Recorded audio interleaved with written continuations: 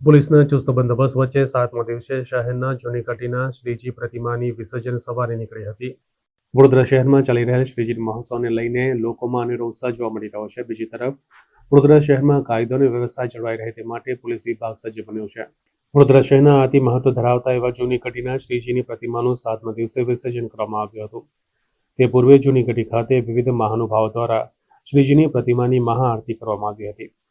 આ સમય ટાણે સમગ્ર રૂટ ઉપર પોલીસનો ચુસ્ત બંદોબસ્ત ખડકી દેવામાં આવ્યો હતો, જ્યાં શાંતિપૂર્ણ માહોલ વચ્ચે કાયદો અને વ્યવસ્થા જળવાઈ રહે તે માટે પોલીસના ઘેરાવમાં શ્રીજીની વિસર્જન યાત્રા નીકળી હતી અને શ્રદ્ધા સાથે કૃત્રિમ તળાવમાં શ્રીજીની પ્રતિમાનું વિસર્જન કરવામાં આવ્યું હતું।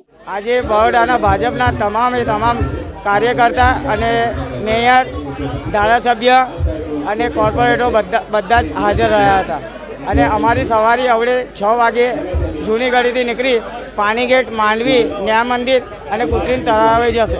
જે જૂની ગઢીનું આ વખતે 77મા વર્ષનું વિસર્જન છે ને અમે મહાઆરતી કરી ને ગણપતિને જે દર વર્ષેની જેમ અમારા જે માન્યતા હોય છે, જે પબ્લિકની માન્યતા પૂરી કરવા માટે જે પબ્લિક જે ગણપતિની આસ્થા અને જે દર્શન કરવા આવે છે એ દર્શન કરી ને ગણપતિનું વિસર્જન યાત્રા અમે શરૂ કરીશું। ને યાત્રાના અંદર જે ડીજે, જે ટોલ તાસા છે, જે શિવાજી મહારાજનું માવડું, એ બધા પ્રોગ્રામ અમે અહીં કરેલા છે।